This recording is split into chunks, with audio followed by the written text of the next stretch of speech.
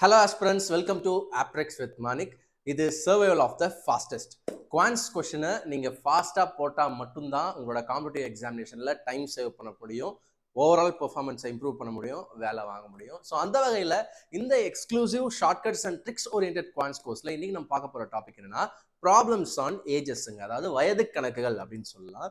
So நீங்கள் வந்து quants செக்ஷனை வந்து ஃப்ரெஷ்ஷாக ப்ரிப்பேர் பண்ண ஆரம்பிக்கிறீங்க அப்படின்னு வச்சுக்கோங்க. இல்லை நான் வந்து பிகினர், இல்லை நான் ரிவிஷன் கூட பண்ணுறேன், ஒரு ஆர்டராக பண்ண போகிறோம் அப்படின்னா ஏஜஸ்ல ஆரம்பிக்கிறது வந்து சாலச்சிறந்தது அப்படின்னு நான் சொல்லுவேன். ஏன்னா ரொம்ப சிம்பிளான ஒரு டாபிக், ரொம்ப பெரிய கான்செப்ட்ஸ்லாம் இல்லை. எக்ஸாம்ல ஆனால் ஷோர் ஷார்ட்டாக ஒரு கொஷின் வரும் எந்த எக்ஸாமாக இருந்தாலும். அப்படின்னும் போது கண்டிப்பாக இந்த ஏஜஸ் டாப்பிக்கை நீங்கள் ஃபர்ஸ்ட் படிக்க ஆரம்பிக்கலாம் உங்களோட ப்ரிப்பரேஷனுக்கு. இதில் நான் வந்து 3 டைப்ஸாக பிரிச்சிருக்கேன். ப்ராப்ளம்ஸ் ஆன் ஏஜஸ் வந்து நீங்கள் வந்து சிங்கிள் ரேஷியோ ப்ராப்ளம்ஸ் நம்ம சால்வ் பண்ண போகிறோம், டபுள் ரேஷியோ ப்ராப்ளம்ஸை சால்வ் பண்ண போகிறோம், அடுத்து மிஸ்சலேனியஸ் கொஸ்டின் இதர வகைகள் சால்வ் பண்ண போகிறோம். ஸோ விகிதம் ரேஷியோ அப்படின்னும் போதுங்க, ஃபர்ஸ்ட் இந்த ஏஜஸ் அப்படின்ற டாபிக்ல வயது கணக்குகள் இருக்கு இல்லையா, அதுல முக்கியமான கான்செப்ட் என்னன்னா ரேஷியோ, விகிதம் அப்படின்றது தான். ஏன்னா 2 பேர் இருக்காங்க, ஏபின்னு இருக்காங்க, அதுல 2 பேரோட வயது விகிதம் தான் அதிகமாக கொடுப்பாங்க. லைக் ஒருத்தவரோட வயது விகிதம் 9, 5, ஒருத்தவரோட ரேஷியோ 9ன்னு கொடுப்பாங்க. அப்ப அவங்களோட வயசு 5, 9ன்னு எடுத்துக்கூடாது. இவரோட வயசு 5 மடங்கு ஏதோ ஒரு நம்பரோட மல்டிப்ளை ஆகுது, அதே மடங்கு 9ஓட மல்டிப்ளை ஆகுது. ஒரு உதாரணம் சொல்லட்டுமா? ஒருவேளை இவர் வயசு வந்து 15ஆ இருக்கலாம், 5 into 3 எக்ஸ் 3ஆ இருக்கும் பட்சத்துல அதே 3 தான் இங்க போடணும், 9 3s are 27. அப்ப விகிதம்னா என்னன்றத பேசிக்கா சொல்லிட்டேன். இப்ப ஒரிஜினல் வயசு 15 27 அந்த 2 பேருக்கு, ஆனா அதை கொடுத்துட மாட்டாங்க கொஷின்ல ஈஸியா கொடுத்துட மாட்டாங்க, நம்மளை கண்டுபிடிக்க சொல்லுவாங்க. எப்படி கொடுப்பாங்க அப்படின்னா அதை கேன்சல் பண்ணி 5 3s are 15, 9 3s are 27 இப்படி கேன்சல் பண்ணி விகிதமா, அதாவது ரேஷியோவா கொடுத்துருவாங்க. இதுதாங்க வந்து முக்கியமான சாராம்சம் இந்த ஏஜஸ் ஃபுல் டாபிக்ல. அப்போ ஒரு கொஷின்ல ஒரு விகிதம் வரலாம், ஒரு ரேஷியோ வரலாம், 2 ரேஷியோ வரலாம். அதை நான் பிரிச்சிட்டேன். Single ratio problems, double ratio problems பிரிச்சிட்டேன். அப்படி இல்லாமலும் ஒரு சில கொஸ்டின்ஸ் கேட்டிருக்காங்க, அதையும் நம்ம பார்க்க போறோம். 10 ப்ராப்ளம், ஓகேவா? 10 ப்ராப்ளம்ல முழு ஏஜஸை முடிக்க போறோம், ஓகேவா? ஸோ வீடியோ ஸ்கிப் பண்ணாம ஃபுல்லா பாருங்க. ஏன்னா ஏஜஸ்ன்றது ரொம்ப சிம்பிள், ரொம்ப கஷ்டம்லாம் கிடையாது. ஆனா எக்ஸாம்ல ஷோரா ஒரு கொஸ்டின் வரும் எல்லா எக்ஸாம்லயுமே. So first single ratio problems நம்ம பார்க்கலாம். முதல் கொஸ்டின் உங்க முன்னாடி வருது, சிங்கிள் ரேஷியோ ப்ராப்ளம். ஸோ என்ன சொல்லியிருக்காங்க அப்படின்னு பாருங்க. So sum of the present ages of son and his father is 60 years, ஓகேவா? ஒரு தந்தை மகனோட வயது கூட்டுத்தொகை 60 ஆண்டுகள் அப்படின்னு கொடுத்துட்டாங்களா? அப்ப நம்ம என்ன எடுத்துக்கலாம்னா, நார்மலா ட்ரெடிஷனல் மெத்தட்ல எப்படி போடுவோம்? அப்பா, ஃபாதர், சன், கூட்டுத்தொகை 60 அப்படின்னு போடுவோம் இல்லையா? இந்த மாதிரி நம்ம ஈக்குவேஷன் போடக்கூடாதுங்க. டே 1ல இருந்தே நீங்க ப்ரிப்பேர் பண்ணும்பொழுது இந்த மாதிரி ஈக்குவேஷன் மெத்தட் பழகிக்க கூடாது. ஓகே, இப்போ எப்படி போடுறது? சும்மா நீங்க ஞாபகம் வச்சுக்கிறதுக்காக 60ன்னு போட்டுக்கோங்க. ஏதோ உங்களுக்கு தெரியும்ல, அப்பாவுக்கும் பையனுக்கும் வயசு வந்து கூட்டுத்தொகை வந்து 60 அப்படின்னு சொல்லிட்டாங்க, ஓகேவா? இப்ப 6 years ago போறாங்க. அப்ப இது வந்து பிரசன்ட்டுங்க, அதாவது இப்ப இந்த காலகட்டத்துல அப்பாவுக்கும் பையனுக்கும் டோட்டல் வந்து 60. 6 வருஷத்துக்கு முன்னோக்கி போறாங்க, அதை வேணா எழுதிக்கலாம். 6 வருஷத்துக்கு முன்னோக்கி போறதை நம்ம எப்படி எழுதலாம்னா -6ன்னு எழுதலாம் புரிஞ்சுக்கிறதுக்கு, ஓகேவா? 6 years பிஃபோர்னு எழுதுறதுக்கு பதிலா -6ன்னு சிம்பிளா எழுதிக்கலாமா? ஓகே. இதே 6 வருஷத்துக்கு அப்புறம் போனா +6ன்னு எழுதலாம். அப்ப பிரசன்ட் எப்படி எழுதலாம்? தற்போதைய காலகட்டத்தை எப்படி எழுதலாம்னா, முன்னாடியும் போல பின்னாடியும் போலனா 0ன்னு எழுதிக்கலாம். இது 3 தான் நான் கோட் வேர்டு யூஸ் பண்ணுவேன் இந்த ஹோல் ஏஜஸ் கிளாஸ்ல. இந்த 3 கோட் வேர்டு மட்டும் யூஸ் பண்ணிப்பேன். 0னா பிரசன்ட்டை குறிக்கும், தற்போதைய காலம். -6னா பாஸ்ட், இறந்த காலத்தை குறிக்கும். +6னா அதாவது வருங்காலத்தை குறிக்கும், எதிர்காலத்தை குறிக்கும். இது 3 தாங்க வந்து கோடு வேர்டு, சரியா? ஸோ இப்போ நான் வந்து போட்டுறேன். என்ன கொடுத்துருக்காங்க? ப்ரெசென்ட்ல அப்பாவுக்கும் பையனுக்கும் டோட்டல் 60ன்னு கொடுத்துட்டாங்க. அதை ஞாபகம் வச்சுக்கோங்க, எழுதிட்டு இருக்காதீங்க ஈக்குவேஷனா. 6 years ago ஃபாதர்ஸ் ஏஜ் வந்து 5 times the age of the son. இப்ப ரேஷியோ, அதாவது விகிதத்தையும் அவங்க அழகா இப்படி கொடுத்துல பாருங்க, வாக்கியத்துல கொடுப்பாங்க, சென்டென்ஸ்ல கொடுப்பாங்க. இப்ப எப்படி எழுதுறது? 6 வருஷத்துக்கு முன்னாடி அப்பாவோட வயசுக்கும் பையனோட வயசுக்கும் ரேஷியோ பாத்தீங்கன்னா 5:1, ஓகேவா? 5 மடங்கா இருக்காரு அப்பா. அப்ப நம்ம எப்படி புரிஞ்சுக்கலாம் அப்படின்னா, இந்த ஏஜ் ரேஷியோ கொடுத்துட்டாங்க, ஆனா டோட்டல் கொடுக்கல, ஓகேவா? டோட்டலை வந்து இந்த காலகட்டத்தில் கொடுத்துட்டாங்க, விகிதத்தை வந்து இந்த காலகட்டத்தில் கொடுத்துட்டாங்க. பாருங்க, டைம் டிராவல் பண்ணிட்டே இருக்கும். அப்ப நம்ம என்ன பண்ணலாம் அப்படின்னா, டோட்டல் இந்த காலத்துல என்ன இருக்கும் அப்படின்னு சொல்லிட்டு கண்டுபிடிச்சிட்டா அந்த டோட்டலை வச்சு விகிதத்தை பிரிச்சு விட்டுறலாமா? பிரிச்சு விட்டுட்டா இந்த காலகட்டத்துல 2 பேரோட அப்பா பையனோட வயசு கிடைச்சிடும். ஸோ ஏதோ ஒரு காலகட்டத்தில் வயசு கிடைச்சா போதும், அதை வச்சு நம்ம என்ன பண்ணிக்கலாம், 5 வருஷத்துக்கு அப்புறம் என்னன்னு கண்டுபிடிச்சிக்கலாம். ஸோ குயிக்கப் சொல்லிடுறேன் ஆன்சர்.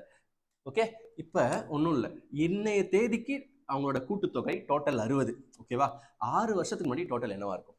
ரொம்ப சிம்பிள். 6 வருஷத்துக்கு முன்னாடி டோட்டல் என்னவா இருக்கும்? இன்னைக்கு நாங்க 2 பேரும் சேர்ந்தா 60 வயசுனா 6 வருஷத்துக்கு முன்னாடி, நல்லா கவனிங்க, 6 வருஷத்துக்கு முன்னாடி எனக்கும் 6 வயசு குறைஞ்சிருக்கும், எங்க அப்பாவுக்கும் 6 வயசு குறைஞ்சிருக்கும். ஸோ டோட்டலா 12 வயசு குறைஞ்சிருக்கும். சரியா?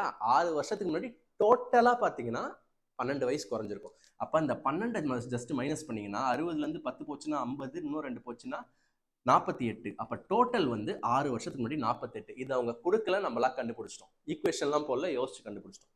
சூப்பர். இப்ப 6 வருஷத்துக்கு முன்னாடி 2 பேருடைய டோட்டல் 48, 2 பேருடைய விகிதம் வந்து 5:1ன்னா பிரிங்க. 48 5 1 பிரிங்க.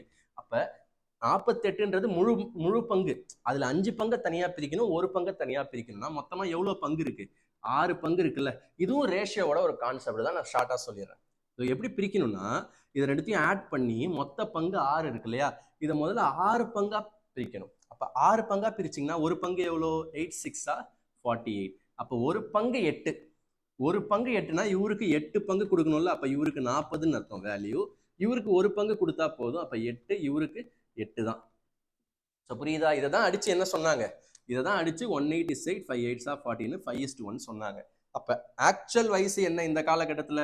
40, அப்பாவுக்கு பையனுக்கு 8. இதுதான் ஆக்சுவல் வயசு இந்த 6 வருஷத்துக்கு முன்னாடி. ஆனா அதை கேட்க மாட்டாங்க, இன்னும் வேற ஏதாவது ட்விஸ்ட் பண்ணுவாங்க. 6 வருடங்களுக்கு பின்பு அவரது மகனின் வயது என்னன்னு கேட்குறாங்க. அப்ப 6 வருஷத்துக்கு அப்புறம் சன்சேஜ் கேட்குறாங்க. 6 வருஷத்துக்கு அப்புறம் சன்னோட வயசு கேட்குறாங்க. அப்ப 6 வருஷத்துக்கு முன்னாடி சன்னோட ஏஜ் என்ன? 8.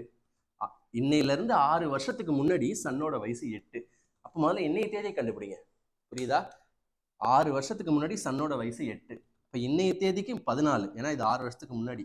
இன்னைய தேதிக்கு 14. ஆனா அவங்க கேட்கறது 6 வருஷத்துக்கு அப்புறம். ஓகேவா? 6 வருஷத்துக்கு அப்புறம்னா 20. 14ன்னு போட்டக்கூடாது, 20. ஏன்னா புரியுதா? 20. ஸோ சன்னோட வயசு வந்து 20 தான் ஆன்சர். ஸோ நீங்கள் வந்து நான் சொல்லி கொடுத்துட்டே உங்களுக்கு பண்ணுறதுனால கொஞ்சம் டைம் ஒரு நிமிஷம் 2 நிமிஷம் ஆயிருக்கலாம். பட் நீங்கள் இந்த எக்ஸாமில் ஷார்ட்டாக எப்படி போடணுன்றதை இப்போ காட்டுறேன். ஸோ ஃபர்ஸ்ட் சம்ன்றதுனால எக்ஸாமில் எப்படி இதை எவ்வளோ குயிக்காக அப்ளை ஆக போகுதுன்னு காட்டுறேன். ஸ்க்ரீன்ஷாட் எடுத்துக்கோங்க, இல்லை பாஸ் பண்ணி நோட் பண்ணிக்கோங்க. ஸோ குயிக்காக அழைச்சிடலாமா? ஸோ எக்ஸாமில் வந்து நீங்கள் ஷார்ட்கட்ஸ் அப்ளை பண்ணும்போது எவ்வளோ டைம் சேவ் ஆகுதுன்னு இப்போ பார்க்குறீங்க. இப்போ ஜஸ்ட் எக்ஸாம், ஓகேவா? இப்போ நான் உங்களுக்கு சொல்லித்தரல exam. Sum of the percentage of son and his father is 60. Super. இது எப்போ? ப்ரெசென்ட்ல. 6 years ago, 6 வருஷத்துக்கு முன்னாடி ஃபாதரோட வயசு வந்து பையனோட வயசை விட 5 மடங்கு இருக்கு. சூப்பர். இப்போ என்ன கேட்குறாங்க? 6 வருஷத்துக்கு அப்புறம் சன்னோட வயசு என்னன்னு கேட்குறாங்க. ஓகே, அப்போ 6 வருஷத்துக்கு முன்னாடி டோட்டல் நமக்கு தெரியாது, ஆனால் ரேஷியோ தெரியுது. அப்போ டோட்டல் என்ன? 6 வருஷத்துக்கு இப்போ 60னா இவருக்கும் 6 குறையும், அவருக்கும் 6 குறையும், 12 குறையும். அப்போ 48 டோட்டல். 48 எப்படி பிரிக்கிறது? 6 ஆல் அடிச்சா 8. அப்போ இது 40, இது வந்து 8. அப்போ பையனோட வயசு 6 வருஷத்துக்கு முன்னாடி 8. இப்போ வேணும்னா ஒரு 6 கூட்டணும், அதுக்கப்புறம் வேற 6 கேட்குறாங்க. அப்போ மொத்தமாக 14 கூட்டணும், சாரி 12 கூட்டணும், அப்போ 20. அவ்வளோதாங்க. எக்ஸாமில் நான் இப்படி தான் போடுவேன். எக்ஸாம் வந்துச்சுன்னா நான் இப்படி தான் போடுவேன். ஸோ ரொம்ப சிம்பிளுங்க. ஏஜஸ் கொஷின்ஸ்ன்றது ரொம்ப ரொம்ப ரொம்ப பட்டுன்னு போடக்கூடிய சம்ஸ். பட் நிறைய பேர் வேஸ்ட் பண்ணுறது டைம் எப்படின்னா ஈக்குவேஷன்ஸ் போட்டு. Okay, so first question clear. இந்த ஃபர்ஸ்ட் கொஸ்டின்றதுனால நம்ம கான்செப்ட் இன்ட்ரோடக்ஷன் அதை பற்றிலாம் பார்த்து கொஞ்சம் டீட்டெயிலாக பார்த்ததுனால டைம் அதிகமாக இருக்குது. ஸோ கொஞ்சம் டஃப்பான கொஸ்டினாக ஒன்று காமிக்கலாம் அப்படின்னு சொல்லிட்டு இந்த கொஸ்டின் நம்ம ஃப்ரேம் பண்ணியிருக்கிறது. ஸோ 10th கொஸ்டின் எல்லாரும் கொஸ்டினை படித்து முடிக்கிறதுக்கு எனக்கு தெரிஞ்சு 1 நிமிஷம் ஆகும்னு நினைக்கிறேன். My sister is 3 years older than me. என் சகோதரி என்னை விட 3 வயது மூத்தவள். என் அண்ணன் பிறந்த போது என் அப்பாவுக்கு. இந்த மாதிரிலாம் வரும்போது நீங்கள் கொஸ்டின் படிக்கவே டைம் ஆகும்னு எப்போ புரிஞ்சுக்கிட்டீங்களோ, படிக்கும் போதே சில டேட்டாவை எடுத்துடணும். என்ன டேட்டாவை எடுக்கணும் ஃபர்ஸ்ட் கொஸ்டினை லைட்டாக என்ன பண்ணிக்கணும்னா ஃபாஸ்ட் ஃபார்வர்ட் பண்ணி படிக்கணும். இதெல்லாம் பசில் கைண்ட் ஆஃப் கொஸ்டின்ஸ் பெருசாக இருக்கும், 2 ஸ்டேட்மெண்ட்ல முடியாது. அப்போ ஃபர்ஸ்ட் ஸ்கிம் பண்ணுங்க, இது என்னதான் சொல்ல வராங்க அப்படின்னு சொல்லிட்டு. Sister 3 years older than me, father's 28. அப்போ சிஸ்டர்னு ஒருத்தவங்க இருக்காங்க. யார் இருக்காங்கன்னு எழுதிக்கோங்க. சிஸ்டர்னு ஒருத்தவங்க இருக்காங்க, ஃபாதர் என் அப்பான்னு ஒருத்தர் இருக்காரு, மீன் சொல்றாங்க, அவ கண்டிப்பா நானும் இருக்கேன், அண்ட் பிரதர்னு ஒருத்தர் இருக்காரு. அப்படியே போனீங்கன்னா மதர்னு ஒருத்தவங்க இருக்காங்க. ஸோ வேற யாராவது இருக்காங்களா? வேற யாரும் இல்லை. 5 கேரக்டர் இருக்காங்க. ஸோ என் வீட்டில் நான், என்னுடைய ஃபாதர், என்னோட மதர், பிரதர், சிஸ்டர் 5 பேர் இருக்காங்க. இது சும்மா ஒரு வச்சுக்கோங்களேன், ஃபர்ஸ்ட் ஒரு ஐடியா வந்துடும். அப்புறம் வந்து என்னன்னா என்ன சொல்ல வராங்க அப்படின்னா ஃபர்ஸ்ட் டைம்ல படிங்க. My sister is 3 years older than me. இதை எப்படி எழுதணும்னா ஈக்குவேஷனாக எழுதக்கூடாது, ஒரு அரேஞ்ச்மெண்ட் மாதிரி எழுதணும். பசில்ஸ்லாம் வந்து ரேங்கிங் அரேஞ்ச்மெண்ட் சொல்லுவாங்க. அந்த மாதிரி மை சிஸ்டர், என்னோட சிஸ்டர் வந்து 3 years older than me, என்னை விட 3 வயசு ஓல்டர். மீனா நானு, சிஸ்டர் என்னை விட இவங்க வந்து 3 years ஓல்டர்ன்றத நோட் பண்ணிக்கணுமே தவிர ஈக்குவேஷனா போடக்கூடாது. வெயிட் பண்ணுங்க. ஃபர்ஸ்ட் படிச்சிட்டிங்களா? இப்ப அடுத்த லைன்ல பாருங்க, ஃபாதரை பத்தி பேசுறாங்க, மதரை பத்தி பேசுறாங்க. அவங்க பேசுறதெல்லாம் பாத்தீங்கன்னா கொஞ்சம் டஃப்பா இருக்கு. அதாவது மை ஃபாதர், என் அண்ணன் பிறந்த போது என் அப்பாவுக்கு 28 வயது. My father was 28 years of age when my brother was born. அப்ப பிரதரே இல்லாம எப்படி அதை போடுறது? புரியுதா நான் சொல்றது? அதனால கொஸ்டினை கொஞ்சம் ஃபாஸ்ட் ஃபார்வர்ட் பண்ணீங்கன்னா அந்த தேர்ட் லைன்ல ஒன்று வச்சிருக்காங்க பாருங்க. If my brother was 4 years of age when my sister was born. இந்த லைன் ரொம்ப முக்கியமான லைன். ஃபர்ஸ்ட் லைன் வந்து ரொம்ப சிம்பிளான லைன் போட்டாச்சு, ஏன்னா my sister is 3 years older than me. இப்போ ஃபோர்த் லைன் போயிடணும் உடனே, ஏன்னா அங்கதான் பிரதரை பத்தி பேசுறாங்க. If my brother was 4 years of age when my sister was born. So sister கூட பிரதரை கனெக்ட் பண்ணிட்டா அப்படியே ஒரு ஈக்குவேஷன், ஒரு அரேஞ்ச்மெண்ட் கிடைச்சிடும். என்னங்க சொல்ல வராங்க? இந்த ட்ரிக்கை நான் முன்னாடி சொன்னேன்ல, அதாவது நான் பிறக்கும் பொழுது my brother was 4 years of age, sister பிறக்கும் பொழுது பிரதருக்கு 4 வயசு. அப்படின்னா என்ன அர்த்தம்? சிஸ்டர் பிறக்கும் பொழுது, என்னோட சிஸ்டர் பிறக்கும் பொழுது என்னோட பிரதருக்கு 4 வயசுனா அர்த்தம் ஒன்றும் பெருசாலாம் கிடையாது. 2 பேரோட வயசு வித்தியாசம் 4ன்னு சொல்ல வராங்கன்னு அர்த்தம். சரியா? 4ன்னு சொல்ல வராங்க. சிஸ்டர் பிறக்கும் போது பிரதருக்கு 4 வயசுனா 4 வயசு அப்படியே எப்பயுமே அதிகமாயிட்டே இருப்பாரு பிரதர். நான் என்ன சொன்னேன், எப்பயுமே ஏஜ் டிஃப்ரென்ஸ் சேமாக தான் மெயின்டைன் ஆகும்னு அந்த இதில் சொல்லிட்டேன். அப்போ சிஸ்டருக்கும் பிரதருக்கும் எந்த காலகட்டமாக இருந்தாலும் சிஸ்டருக்கும் பிரதருக்கும் 4 வயசு வித்தியாசம் போட்டுக்கலாமா? ஏன் சார் அதிகமாக போடுறீங்கன்னா, அவங்க தான் சொன்னாங்க சிஸ்டர் பிறக்கும் போதே பிரதருக்கு 4 வயசுனா ப்ரோ தான் சிஸ்டரை விட அதிகமானவர், சிஸ்டரை விட நான் கம்மி. இது வந்துங்க முக்கியமான எஸ்டாப்ளிஷ்மெண்ட்டுங்க. இதுக்கு நீங்கள் வந்து ரொம்ப டைம் வேஸ்ட் பண்ணுறதோ, ரொம்ப ஈக்குவேஷனாக திங்க் பண்ணுறதோ, எக்ஸ் வைக்கிறது, நான் வந்து சிஸ்ஸை எஸ்ன்னு வச்சுக்கிறேன், பின்னு வச்சுக்கிறேன், P equal to S plus 4ன்னு போடுறேன், S equal to M plus 3ன்னு போடுறேன், இதெல்லாம் அவாய்ட் பண்ண கொஞ்சம் கொஞ்சமாக பழகிக்கங்க. இப்போ செகண்ட் லைனுக்கு வாங்க. My father was 28 years of age when my brother was born. இது அதாவது என்ன சொல்றாங்க, பிரதர் பிறக்கும் பொழுது, என்னுடைய அண்ணன் பிறக்கும் பொழுது, ஓகேவா? ஓகே, என்ன சொல்றாங்க, என்னோட அண்ணன் பிறக்கும் பொழுது என் அப்பாவுக்கு 28 வயது. அப்ப பிரதர் பிறக்கும் பொழுது ஃபாதருக்கு 28ன்னு சும்மா போட்டுக்கோங்க. அடுத்த line, while my mother was 26 years of age when I was born. Aina யாரு? மீ. நான் பிறக்கும் பொழுது ஃபாதருக்கு இல்லை, மதருக்கு 26ன்னு சொல்றாங்க. பாத்தீங்களா என்னென்ன மாதிரி டீட்டெயில் கொடுக்குறாங்கன்னு. இப்ப கடைசியா, இப்ப நீங்க இதை பத்தி குழம்பிக்க வேணாம், என்னடா என்னமோ சொல்றாங்கன்னு. என்ன கேட்கறாங்களோ டு த பாயிண்ட் போயிடுங்க. ஓகேவா? Last, what was the age of my mother and father, sorry father and mother, ஏன்னா ஆர்டர் ரொம்ப முக்கியம், ஏன்னா ஆப்ஷன்ல ஆர்டர் மாற்றக்கூடாது. What was the age of my father and mother respectively when my sister was born. இப்ப பாருங்க, ஃபாதரோட வயசும் கேட்குறாங்க, மதரோட வயசும் கேட்குறாங்க. ஆனால் யார் பிறந்தப்ப? என்னுடைய சிஸ்டர், அதாவது எல்டர் சிஸ்டர் பிறந்தப்ப ஃபாதரோட வயசு என்ன, மதரோட வயசு என்னன்னு கேட்குறாங்க. இதுக்கப்புறம் ஒரு ஸ்டெப்பு கூட தேவையில்லைங்க. ஒன்று புரிஞ்சிருச்சுன்னா ரொம்ப சிம்பிள்.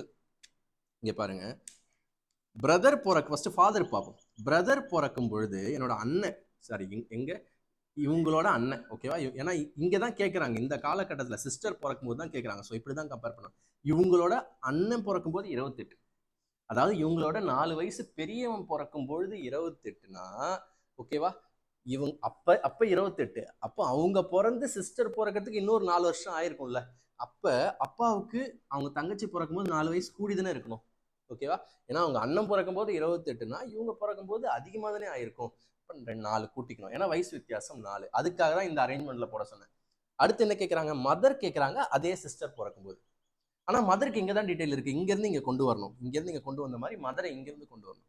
மதர் வந்து நான் பிறக்கும் போது 26, நான் தான் இருக்கிறதுலே யங்கஸ்ட். இப்ப நான் பிறக்கும் போது 26னா என்னுடைய சிஸ்டர் வந்து என்னோட 3 வயசு பெரியவங்க. அப்ப என்னோட பெரியவங்க பிறக்கும் போது அவங்களுக்கு வயசு கம்மியா இருந்திருக்கும், புரியுதா? ஏன்னா உங்களோட அக்கா பிறக்கும் போது உங்களோட அம்மா வயசு நீங்க பிறந்த இருக்கும்போது இருக்க வயசை விட என்னவா இருந்திருக்கும், இன்னும் கொஞ்சம் யங்கரா இருந்திருப்பாங்க உங்க அம்மா. அப்ப ரொம்ப சிம்பிள், எவ்வளவு வயசு வித்தியாசம்? 3. அப்ப இந்த 3 வந்து சேர்த்துக்கலாம், சாரி குறைச்சிக்கலாம், ஏன்னா வந்து இதை விட யங்கரா இருந்திருப்பாங்க. குறைச்சிக்கிட்டா 23. புரியுதா? இங்க ஏன் 4 ஆட் பண்றோம், இங்க ஏன் 3 மைனஸ் பண்றோன்றது புரியுதுல்ல? அவ்வளவுதான். இதுதான் ஆஸ்பிரன்ஸ் கான்செப்ட். ஒண்ணுமே இல்லை, என்னென்ன இருக்குன்றதை அப்சர்வ் பண்ணிட்டு எப்படி என்ன ரிலேஷன்ஷிப் போடலான்றதை படிச்சு எடுத்துட்டு முடிச்சிடணும், அவ்வளவுதான். ஸோ ரீவைண்ட் பண்ணி இன்னொரு வாட்டி பார்த்துக்கோங்க. இதோட கொஷின் செட்டு வந்து நான் பிடிஎஃபா ஆப்லே வீடியோ பக்கத்துலேயே பிடிஎஃப்னு இருக்கும், அதை டவுன்லோட் பண்ணி நீங்கள் ஒரு வாட்டி சால்வ் பண்ணி பாருங்கள். ஓகேவா? நீங்கள் ஒரு வாட்டி சால்வ் பண்ணி பாருங்கள். ஸோ தட் உங்களுக்கு ஃபுல்லாமே புரிஞ்சிச்சான்னு ஒரு வாட்டி ரீசெக் பண்ணிக்கலாம். திருப்பி வீடியோ பாருங்கள். ஓகே ஆஸ்பிரண்ட்ஸ், ஏஜஸை பொறுத்த வரைக்கும் அவ்வளோதான். ஏஜஸ் வந்து ரொம்ப சிம்பிளான ஒரு டாபிக். நீங்கள் வந்து ஒரு எக்ஸாம் ப்ரிப்பேர் பண்ணுறீங்க அப்படின்னா ஏஜஸ்லேருந்து ஆரம்பிங்க. இல்லை உங்கள் ஃப்ரெண்ட்ஸுக்கும் சஜஸ்ட் பண்ணுங்கள், ஏஜஸ்லேருந்து படிக்க ஸ்டார்ட் பண்ணால் ஒரு மோட்டிவேஷனாக இருக்கும். ஓகே இவ்வளோதான் ஈஸியாக இருக்குன்னு. இதே profit and loss simple interest தான் படிக்க ஆரம்பிச்சா இல்லை இப்படி இருக்குது இவ்வளோ இருக்கேன்ற மைண்ட் செட் வரும். அதுக்காக தான் நம்மளுமே கோர்ஸில் வந்து ஆவரேஜ் ஏஜஸை ஃபஸ்ட்டு சொல்கிறது. ஸோ அடுத்தடுத்து நம்ம போட்டுக்கிட்டே இருப்போம். பர்சன்டேஜை வச்சு ப்ராஃபிட் அண்ட் லாஸ் எல்லாமே வந்து ஷார்ட்கட்ஸ் ஓரியன்டாகவே தான் நடத்த போகிறோம். சூப்பர், ப்ராக்டிஸ் பண்ணுங்கள், நிறைய ப்ராக்டிஸ் பண்ணுங்கள். அண்ட் சோர்ஸை பற்றி எந்த சோர்ஸில் ப்ராக்டிஸ் பண்ணலான்றதை பற்றி நான் யூடியூப்ல டீட்டெயிலாக வந்து உங்களுக்கு நான் வீடியோஸ் போடுறேன், அங்கே ஃபாலோ பண்ணிக்கோங்க. டவுட்ஸ் எதுனாலும் என்னை வந்து டெலிகிராமில் ரீச் பண்ணுங்கள். டெலிகிராமில் கொஷின்ஸ் அனுப்பி ரீச் பண்ணுங்கள். நம்மளோட குரூப்பில், அதாவது சர்வைவல் ஆஃப் த ஃபாஸ்டஸ்ட் அப்படின்ற குரூப்பில் அனுப்புங்க. தேங்க்ஸ் ஃபார் வாட்சிங்.